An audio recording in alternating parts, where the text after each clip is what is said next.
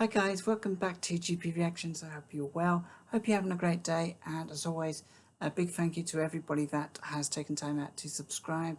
I really do appreciate that because I don't have millions of subscribers on my channel, and I try to let it be organic as possible, so I don't really kind of push people to subscribe if they don't want to, but I really do appreciate it when they do.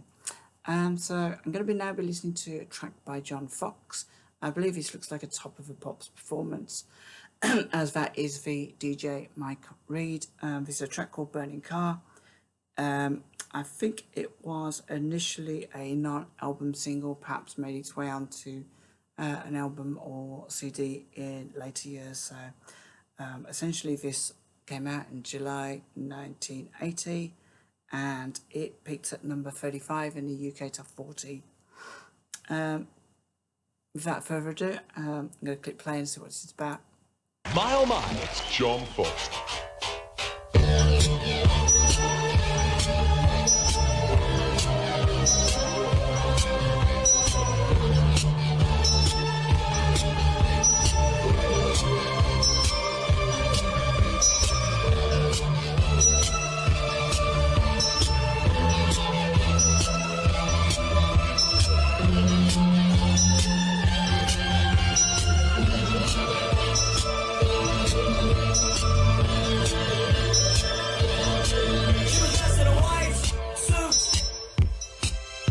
Like a bride too. It's a burning car. It's a burning car. Then I looked at the sunset, and it felt like stage set. It's a burning car. It's a burning car. All right.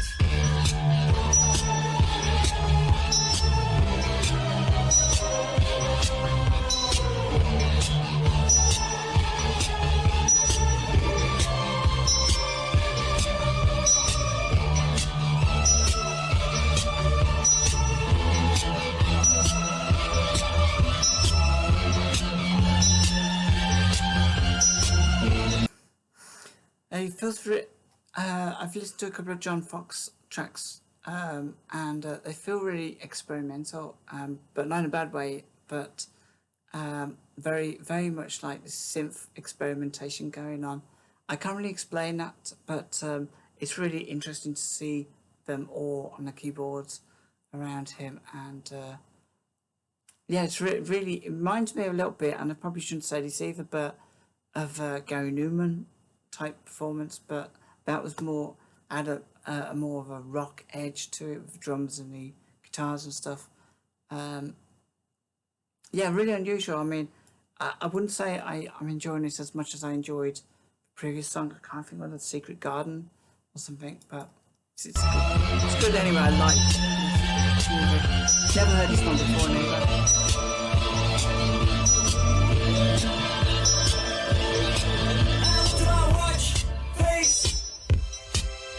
The time and place. It's a burning car. It's a burning car. And I breathe in the night perfume as we dance in the dark room. It's a burning car. It's a burning car. All right.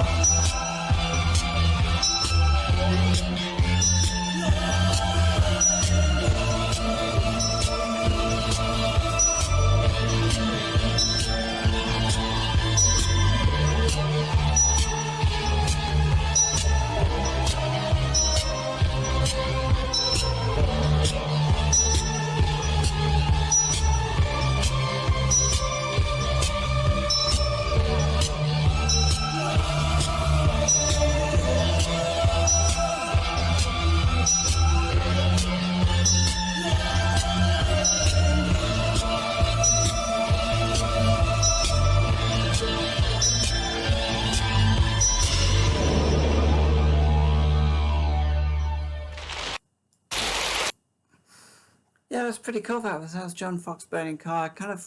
It felt a bit odd to begin with. I'm not really sure why, but maybe that's the purpose of this this music, was to not make you feel too comfortable. Certainly didn't feel like poppy. And the other one I heard of John Foxx was is it Underpass?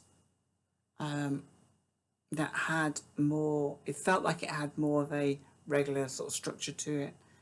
But this definitely kind of felt very experimental. It felt like it was designed to make you feel slightly offset, slightly uncomfortable.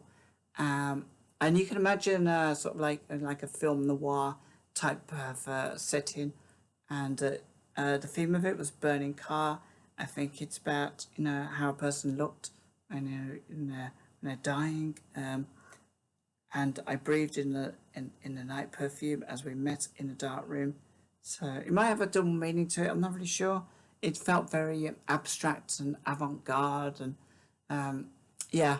I imagine that if there was a video to this, it would be in black and white, and it would be very much like Ultravox with Vienna as in the future, the opening sequence of that. And of course, like John Foxx was part of Ultravox, I think he was. Yeah, of course he was. Yeah. But yeah, and the other really interesting thing about this, and the thing I really enjoy, is that when I go back and listen to music like this, that was clearly in the charts, as it's on top of the pops at number 33. When I go back and listen to music like this, I kind of realise that we didn't just go from like Gary Newman straight to Adamant and Ultravox. There was a lot of stuff to happen in between with other people, other groups, other sounds, which then give a greater meaning to what kind of comes next. Because often when you're a kid, you just hear the grandstanding music, the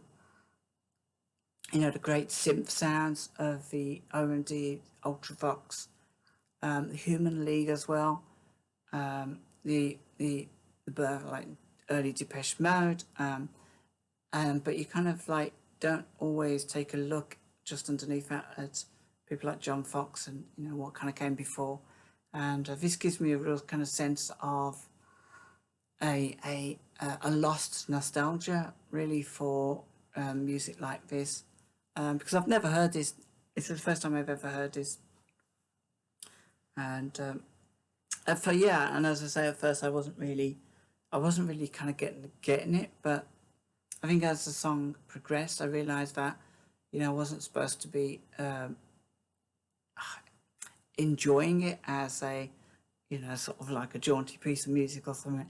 It's something to be savoured afterwards. Had an aftertaste. That's what I'm looking for.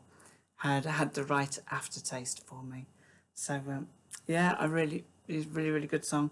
I'm surprised it wasn't on an album at the time, but according to what I've read, it wasn't. It was just a standalone single. So I guess that's the way some of these bands rolled at the time. Maybe there's a reason for that. I'm sure that if you join me in the comments below, you can fill me in with a bit of a detail about what this song might be about. Is there a story behind this song, or is it just a little bit abstract and that's how it's meant to be? And yeah, so till next time, take care of yourselves and have a super duper weekend, if it's still the weekend for you. And yeah, till next time, I'll have some more reactions for you real soon.